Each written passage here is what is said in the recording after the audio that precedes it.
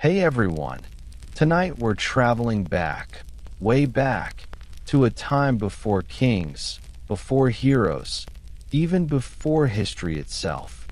Before there was Zeus throwing lightning or Hercules flexing for statues, there was nothing, just darkness, and a little bit of confusion the Greeks politely called chaos.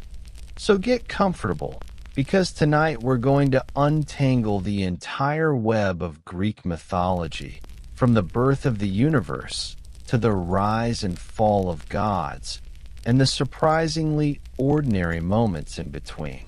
Forget the shiny temples and perfect marble statues.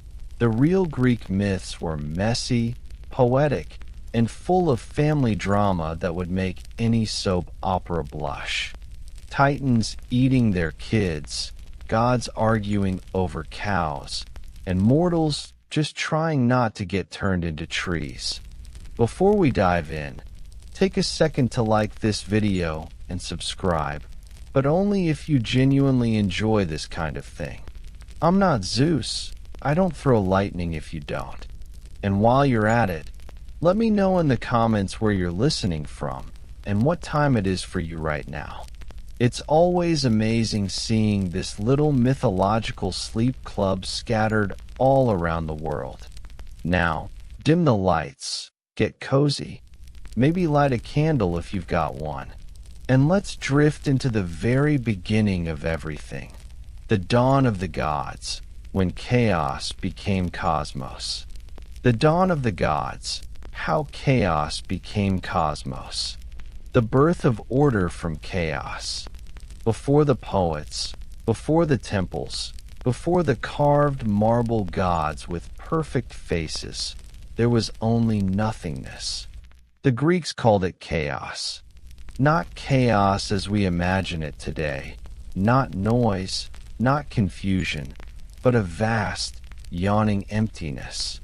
A void so complete it was both everything and nothing at once. You can picture it as a soft, dark ocean with no waves, no bottom, and no sound. Out of that strange stillness came the first existence, Gaia, the earth.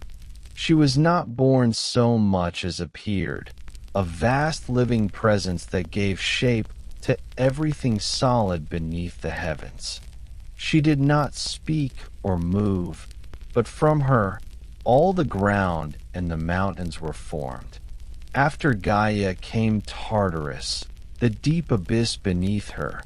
Not hell, exactly, but a shadowy place that existed below all existence.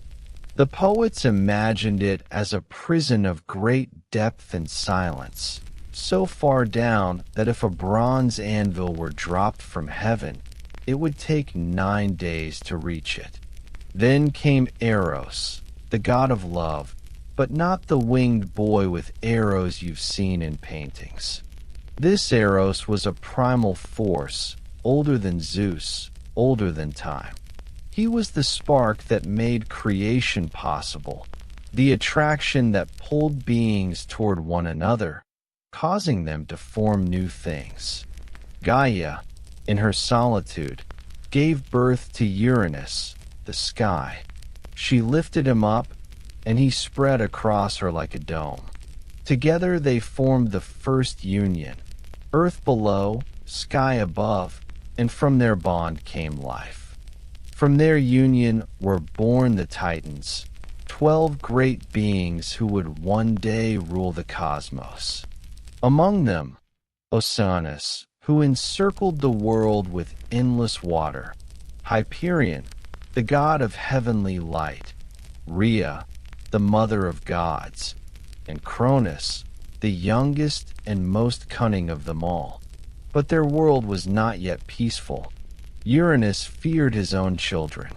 The Titans, vast and strong, made the sky tremble when they walked, and their father, afraid of their power, imprisoned them deep inside Gaia's womb, the earth itself.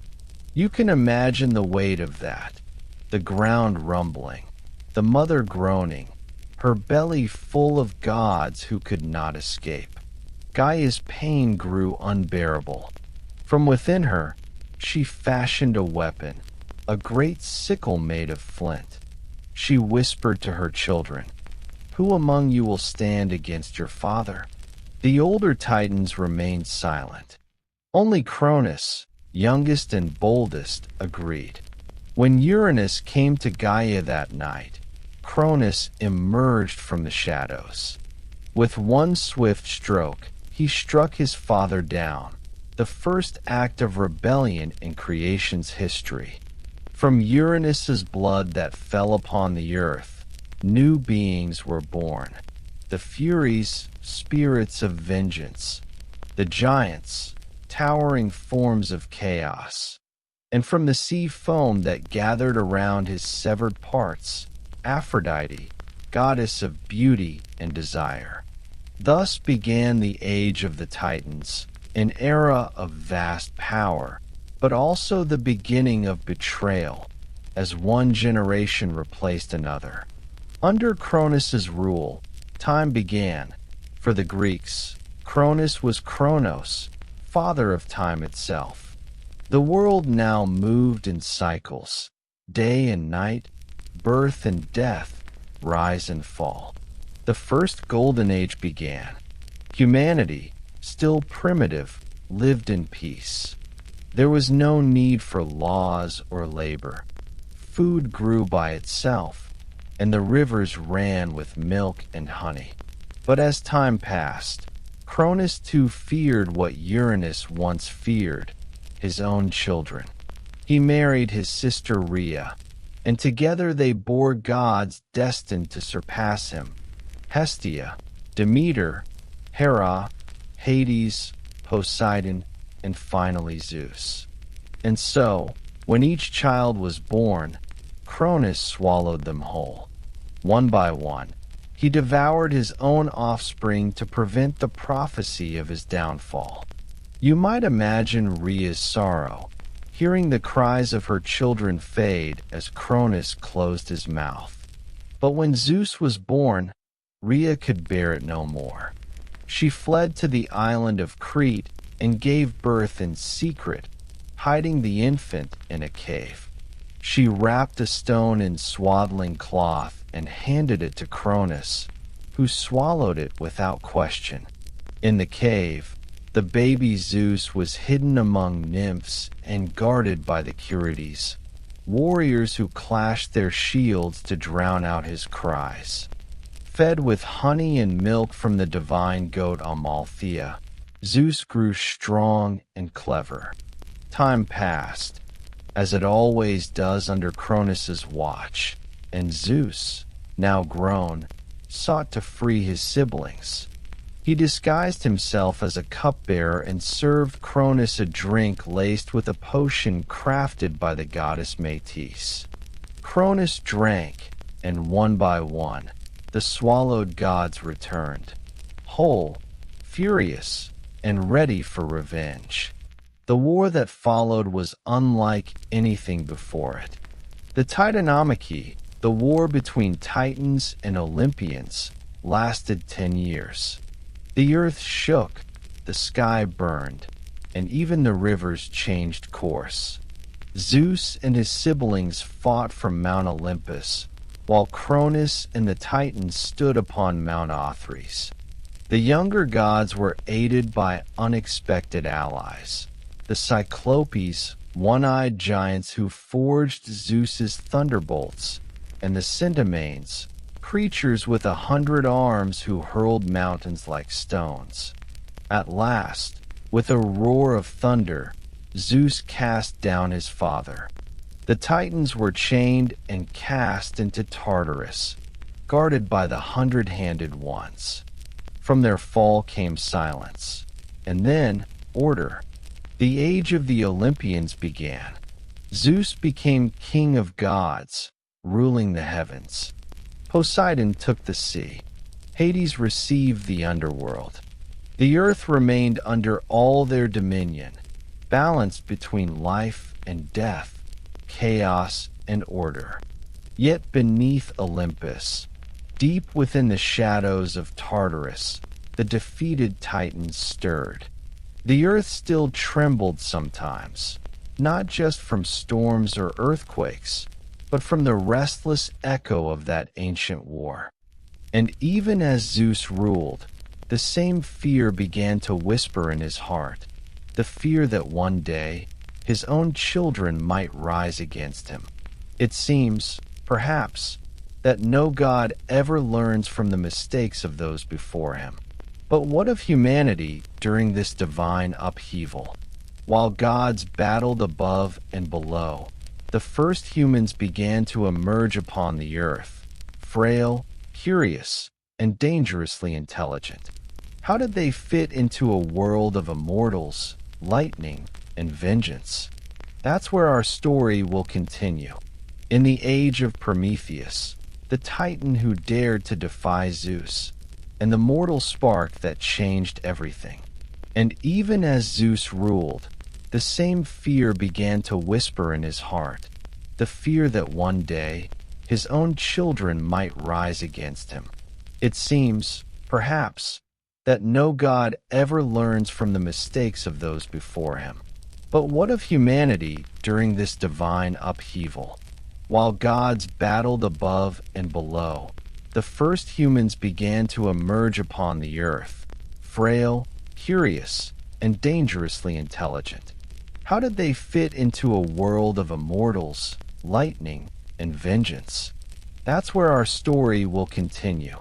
In the age of Prometheus, the Titan who dared to defy Zeus, and the mortal spark that changed everything. The fire of Prometheus and the punishment of mankind. When the smoke of the Titan War finally cleared, a new world stood beneath the wide heavens, quieter, more orderly, but not without its shadows. The age of the Titans was over. The age of Zeus had begun. The young Olympian king, newly enthroned upon Mount Olympus, surveyed a world in pieces. The rivers had changed course, the mountains were split, and the sky itself still shimmered faintly from the scars of lightning. The Titans had been defeated, yes, but victory left behind questions. What, now, was to be done with this earth? There were, scattered across the mountains and plains, curious, fragile creatures made of mud and breath, the first humans. They were small and trembling, uncertain of their place beneath the heavens. Zeus regarded them with detached curiosity, as a child might study ants on a rock. They were not divine. They aged. They forgot. They broke easily.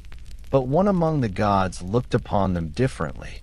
That god was Prometheus, a Titan by birth, but not of the rebellious kind. He had stood apart during the war, neither on Olympus nor in Tartarus, observing quietly, thinking. His name meant forethought, and unlike his brother Epimetheus, who acted first and reflected later, Prometheus saw the shape of things before they happened. It was Prometheus who had shaped humanity from clay, kneading the soil of Gaia with gentle precision. Into these forms he had breathed life, or so the poets later said, with a spark stolen from the divine forge of Hephaestus. But the truth was simpler. Prometheus loved to create, to improve, to tinker. And humanity was his masterpiece. Fragile, yes, but capable of learning. He watched as his creation shivered in the cold winds that swept across the new world. He saw them gather in caves, their stomachs hollow, their hands numb, their lives short and full of fear. The gods had no need for warmth, no hunger, no sickness.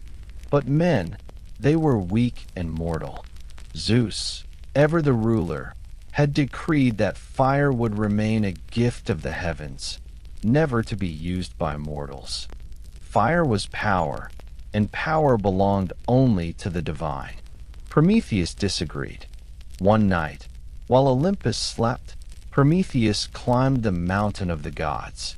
The winds howled around him, and the stars watched in silence. At the summit, in the great halls of Zeus, the sacred flame burned, eternal, unending. Prometheus approached it quietly, shielding his face from the heat. He plucked a small ember from the flame and hid it inside a hollow fennel stalk. The stalk glowed faintly as he descended, his eyes gleaming with purpose. When he reached the mortal world, he placed the glowing ember upon the earth. The first fire crackled to life, a small orange spark in the dark. Humanity gathered around it, trembling. They reached their hands toward it, gasping as warmth spread across their skin. That night, the dark was driven back for the first time. They learned to cook their food, to keep predators away, to forge tools. Their hands grew skillful, their minds sharper. They learned to tell stories by the firelight, to remember their dead, to dream. And for a while, Prometheus was content. But Olympus was not. From the high mountain, Zeus saw the glow of fire flickering across the plains. Not one, but many. He saw smoke rising into the sky and knew at once what had been done. His eyes darkened. "Fire," he murmured, "in the hands of clay." He summoned Prometheus. The Titan came willingly. His manner was calm, though his heart trembled. Zeus did not raise his voice. He rarely needed to. His words carried the weight of thunder, even in whispers. "You have defied the law of Olympus," Zeus said. "You have given fire, our secret, to mortals. What?" Prometheus did not bow. "Because they were cold," he said simply. "Because they were helpless. Fire will not harm your throne, Zeus. It will only teach them to live." "Teach them to live," Zeus repeated softly. "And one day, to rise." He paused, then added with an almost pitying tone, "You have a kind heart, Prometheus. But you mistake kindness for wisdom." Prometheus met his gaze. "And you mistake fear for strength." That was the moment the punishment was decided. Zeus, in his fashion, did not strike Prometheus down with lightning. He chose something slower, something educational, something divine in its cruelty. The Titan was bound in chains of unbreakable adamantine and taken to the desolate peaks of the Caucasus. There, at the edge of the world, he was fastened to a rock beneath the open sky. His arms stretched wide, his feet bound, his face turned toward the heavens he had once challenged. And there, each day, an eagle, Zeus's own bird, descended from the clouds. With relentless hunger, it tore at Prometheus's liver, devouring it whole. Each night, as darkness fell, the wound healed, and by morning the torment began anew. It was not a punishment of death, but of eternity. The poets later said that Prometheus never screamed. He endured in silence, watching the horizon, eyes burning with the same stubborn fire he had given to man. Below, humanity continued to thrive. They built shelters. They learned to shape metal and clay. They named the stars and began to pray, not out of fear alone, but out of gratitude. Zeus watched all this, his face unreadable. To restore the balance, he decided, mortals must be reminded of their place. If Prometheus had given them fire, he would give them something far more dangerous, desire. He called upon Hephaestus, the divine smith, and ordered him to craft a being from clay, the first woman. She was to be beautiful beyond reason, shaped with care and perfection. Each god contributed something. Athena gave her wisdom, Aphrodite gave her charm, Hermes gave her cunning. They named her Pandora, the all-gifted. Zeus presented her not to mankind directly, but to Prometheus's brother, Epimetheus. The foolish Titan, who often acted before thinking, had been warned by his brother never to accept gifts from Zeus. But when he saw Pandora, he forgot all warnings. He accepted her into his home. Along with her came a small jar, sealed and ornamented with gold. Pandora, curious and restless, often stared at it, wondering what it contained. The gods had told her it must never be opened, and as all mortals do when told not to touch something, she waited, and then, one day, she opened it. From the jar burst a cloud of miseries, disease, hunger, envy, toil, and despair, spreading swiftly across the world. Pandora cried out, slamming the lid shut, but it was too late. All the evils of the world had escaped. Only one thing remained trapped inside: hope. Some say she kept it sealed so mankind would never know peace again. Others say she left it there as a mercy, so that even when the world grew cruel, people would still find a reason to endure. Down upon his rock, Prometheus saw the smoke rising again, not from the warmth of campfires, but from the suffering of humankind. And though he had brought this upon them in part, he did not regret his gift. Fire, he believed, would always burn brighter than fear. In time, his suffering would not go unnoticed. The world changed, the gods feasted, the humans built cities, and still, the chained Titan endured. And then, one day, a new sound echoed across the mountains, the steady tread of mortal feet, followed by the clang of a bronze sword. But whose footsteps were they? And what man would dare to climb to the edge of the world to face the wrath of Zeus himself? That is where we shall continue, with the arrival of Hercules and the freeing of the Firebringer. Hercules and the liberation of Prometheus. For countless years, the Titan Prometheus remained bound to the jagged cliffs of the Caucasus Mountains. The world turned beneath him. Kingdoms rose and crumbled. The rivers carved new valleys, and generations of mortals lived and died under the warmth of the fire he had stolen for them. Yet the Titan did not die. His chains were forged by Hephaestus himself, cooled in divine fire and quenched in the tears of the gods. His tormentor, the eagle of Zeus, came faithfully every dawn. Its wings beat the thin air, casting a dark shadow across the mountainside. Day after day, it tore at his flesh. Night after night, the wound healed, and Prometheus waited for dawn again. Time passed differently for immortals. The centuries blurred, but even the gods began to forget the old Titan chained at the edge of the world, except for Zeus, who remembered him every time the thunder rolled. Yet prophecy has a way of creeping even into eternity. It was foretold that Prometheus would one day be freed, not by the mercy of the gods, but by a mortal son of Zeus himself. That mortal was Hercules, the wanderer's path.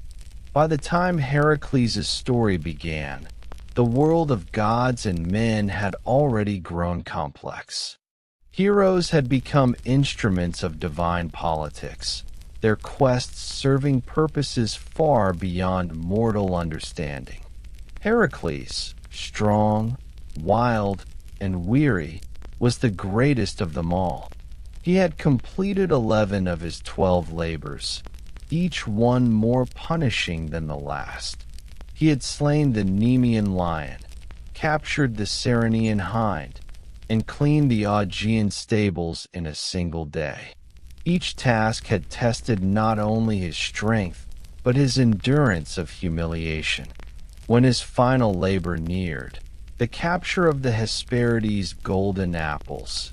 Heracles wandered far to the east, seeking the garden where the apples grew. His journey led him through lands untouched by men, across deserts and mountains, until one day he came upon a sight that silenced even him. There, high upon a lonely cliff, was a figure bound in chains.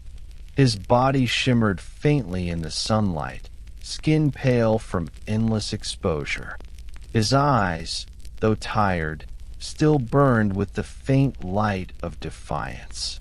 Heracles approached cautiously. "Who are you, bound like this?" he called. The figure looked up. "Prometheus," he said simply, his voice low but steady.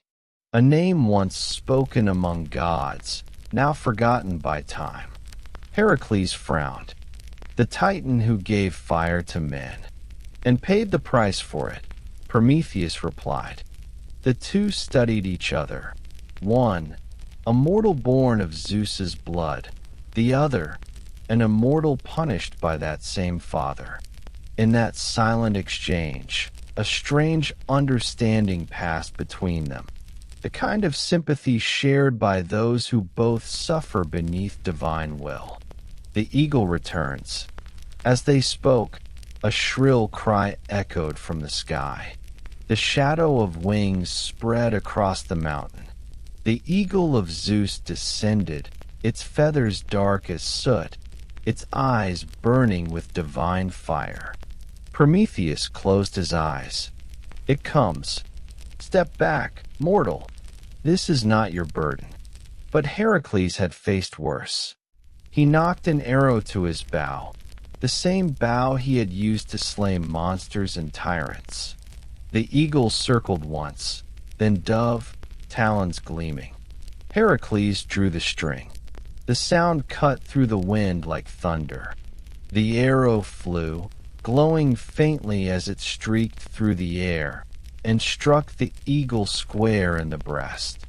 Its cry split the mountains, echoing for miles. The great bird fell, wings broken, into the ravine below. Prometheus stared in disbelief. For the first time in ages, the air was silent. No wing beats, no shadow, only the sound of the wind and the creak of his chains. "You've done what no god dared," he said quietly. Heracles lowered his bow. "Then let's finish it." He approached the rock where the chains were bound. The links glowed faintly, etched with divine symbols. Heracles took a deep breath and pulled. At first, nothing happened. The chains strained but held. Then, with a roar that shook the mountains, Heracles pulled again, the muscles in his arms burning with effort. The metal groaned, cracked, and finally snapped. Prometheus fell forward, collapsing to his knees. The chains lay broken beside him, their ends still glowing red. For a long while, he said nothing. Then, slowly, he lifted his head toward the horizon, where the sun was setting. The first sunset he had watched freely in an age. The reckoning with Zeus. But even freedom among immortals must be purchased. Zeus had foreseen this act. Indeed, some say he had even permitted it. When Heracles returned to Olympus after his labors, he came not as a mere man, but as a son who had proven his worth. Zeus, in his vast throne room, watched his son approach. "So," he said softly, "you have slain my eagle." "I have," Heracles answered, "and freed Prometheus." Zeus leaned back, thunderlight flickering in his eyes. "And why did you do that?" "Because he suffered enough. And because even you, Father, cannot punish a good deed forever." For a long while, there was silence. Then Zeus smiled, not warmly, but faintly, as if the thought amused him. "You are bold, my son. You remind me of myself before I learned patience." He turned his gaze to the horizon. Very well, let Prometheus be free, but the world must remember its balance. Fire belongs to men, but wisdom belongs to the gods. And thus, the punishment ended not with vengeance, but with an uneasy peace. Prometheus was released on one condition. He must carry a ring made from the iron of his chains, set with a fragment of the rock to which he had been bound. In this way, he would always remember his crime and his defiance. The poets would later say this was the origin of the ring, the symbol of binding and memory. Even the simplest ornament, they claimed, carries with it the story of Prometheus's endurance. The fire lives on. Prometheus did not return to Olympus. He walked the earth quietly, watching the children of his creation grow and change. He saw men shaping tools from iron, building cities, writing words upon clay tablets. He saw them quarrel and love, pray and curse. They still suffered from hunger, from envy, from war, but through it all, the fire burned. Sometimes, in the dead of night, he would stand upon a hill and watch the tiny orange flickers in the distance. Campfires, hearths, lamps. Each one, to him, was a small defiance of darkness. And he thought of the eagle, of his chains, of the centuries spent staring into the endless dawn. Was it worth it? Perhaps. For Prometheus was no hero in the way mortals think of heroes. He was patient, stubborn, boring, even in that quiet, enduring way that history often forgets. Yet his act shaped the destiny of mankind more than any battle of gods. He gave them not immortality, but the tools to survive it, the meaning of the flame. When men light candles in the dark, when they gather by hearths or forges, they repeat, without knowing, the first act of rebellion against the divine order. The fire of Prometheus burns not only in flame, but in thought, the restless spark that refuses to accept what is given. Zeus may have forgiven him, but the lesson endured.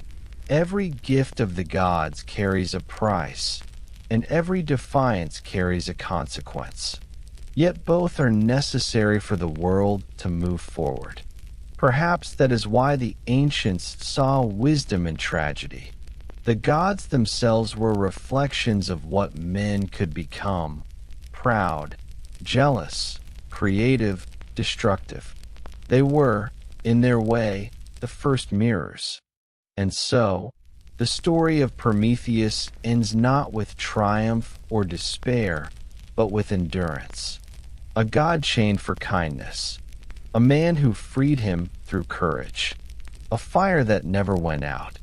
Some say that even now, on quiet nights, if you watch a campfire long enough, you might see a faint silhouette in the smoke, a tall figure with steady eyes, watching the flame he once carried down from Olympus. And if you listen closely, past the crackle and the wind, you might almost hear his voice whisper, "Keep it burning." The age of men and the quiet departure of the gods. When Prometheus was finally free, and Hercules had gone on to fulfill his fate, the world stood at a curious turning point. The age of Titans had ended long ago. The age of gods was beginning to wane, and something fragile and new began to stir: the age of men. It did not happen suddenly, nor with the sound of thunder or the flash of lightning. It crept in quietly, like dawn seeping through a half-closed shutter. The gods, still enthroned upon Olympus, watched the world below with a mixture of pride and unease. Mortals, with their brief lives and stubborn persistence, were doing something the gods could not. They were changing. Zeus ruled still, but his lightning struck less often. Poseidon stirred the seas only in great storms. Hades remained deep in shadow, silent and constant as stone. And above them all, the faint whisper of destiny, that even gods could fade if men ceased to remember them, began to echo through immortal halls. Prometheus saw this coming long before the others. He walked the earth, cloaked in mortal shape, visiting villages that smelled of smoke and grain, of life and decay. He listened to the crackle of hearths and the soft voices of families telling stories.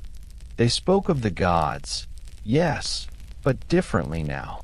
They told tales of Zeus's temper as a warning to proud men, of Hera's jealousy as a lesson to wives, of Athena's wisdom as a virtue to imitate.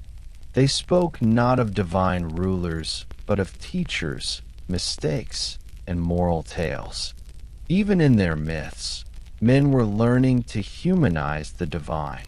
The ages of humanity, according to the poets, those patient chroniclers of both glory and boredom, the history of humankind unfolded in 5 ages, each one duller, harder, and more mortal than the last. First came the Golden Age, when men lived without toil or grief, eating fruit from the trees and never growing old. This was the age of Cronus, before laws and kings, before fire had even been stolen.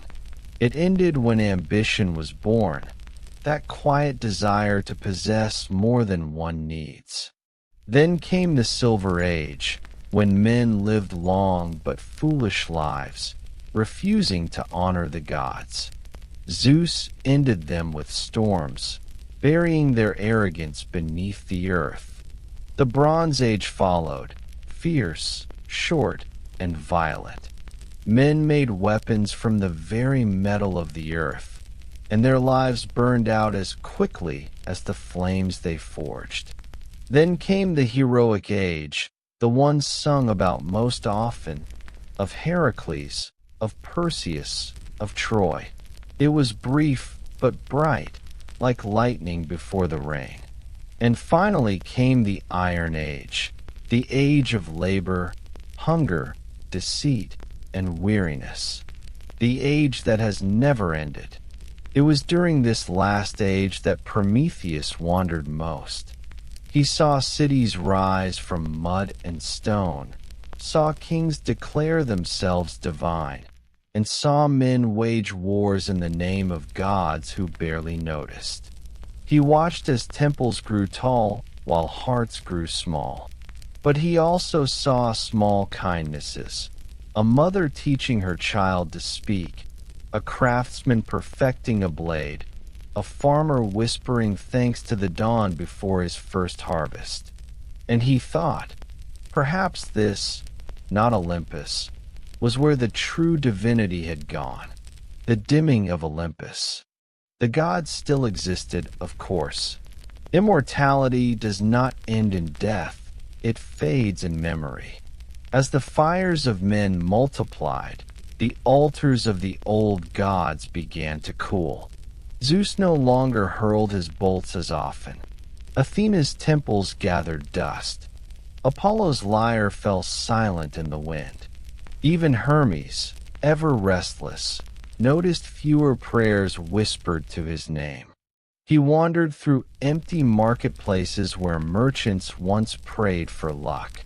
Strange, he mused, how swiftly mortals forget the hand that feeds them. But Prometheus, standing among men, understood. They do not forget, he said to the wind. They learn. They take what was given and make it their own. He remembered his punishment, the endless days beneath the eagle's shadow, and thought that perhaps Zeus's wrath had not been wasted after all. The gods had ruled through fear. Men now ruled through understanding. For every divine gift, mortals had found a way to adapt it, to tame it, to claim it, to dull its danger. Fire had become tool, not terror. And perhaps that was how progress always began, by softening the edges of what was once divine. The last conversation. One evening, as the sun set like fading amber across the world, Prometheus returned to the slopes of Olympus. The path was quiet, the air still heavy with the scent of pine and old lightning. Zeus was there, sitting alone, a figure both weary and eternal. His beard, once bright as storm clouds, was now streaked with shadow. "So," Zeus said without turning, "you've come to see how your little creatures fare." "They fare as they must," Prometheus replied softly. "They work, they suffer, they love. They build fires that never go out." Zeus gave a faint smile. "They pray less these days." "They need to," Prometheus said. "Prayer is the shadow of dependence. You taught them fear. I gave them endurance. Between the two, they found meaning." Zeus was silent for a long time. Then, quietly, he asked, "Was I wrong?" Prometheus looked out over the horizon, over fields dotted with flickering fires, over the hum of mortal life. "No," he said, "you were necessary. So was I. Creation needs both, restraint and rebellion."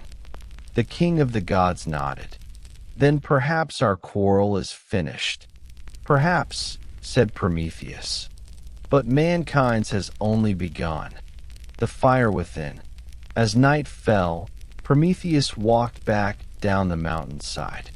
The stars shone faintly above, not as the homes of gods, but as distant lights marking a vast, indifferent sky. He stopped beside a small village where peasants gathered around their hearths. Children laughed. Someone plucked a stringed instrument, and an old woman told a story about a titan who had stolen fire. Prometheus listened, unseen, as her voice rose and fell with the crackle of the flames. The story had changed, simplified, softened, but the meaning was the same. "Why did he do it?" asked one of the children. The old woman smiled. "Because he loved us," she said, "and because he was stubborn." The children laughed. Prometheus smiled too. It was enough. He looked at the fire, at its orange heart pulsing softly in the night, and saw within it the memory of every age, from the moment he first carried it down from Olympus, to this quiet spark kept alive by mortal hands. The gods would fade, the titans would vanish into legend, but the fire would remain. Reflection, the quiet legacy. The tale of Prometheus is not one of triumph or tragedy. It is the story of endurance, of how life persists through punishment, ignorance, and time. History often remembers its heroes through battles and crowns. Yet sometimes, the truest victories are silent, a spark kept alive in darkness, a kindness passed from one generation to the next. The Greeks may have told this story to explain the origin of fire, but beneath the myth lies something deeper, a meditation on progress itself. Every age, it seems, begins with defiance. Someone, a thinker, a dreamer, a rebel, dares to take what is forbidden and share it. The price is always steep. The result is always change. Prometheus was chained for compassion, but his suffering became the foundation of civilization. His fire was not only warmth, but thought, curiosity, craft, and courage. And so, as you drift into sleep, imagine that quiet glow. A fire burning softly through centuries, through empires, through you.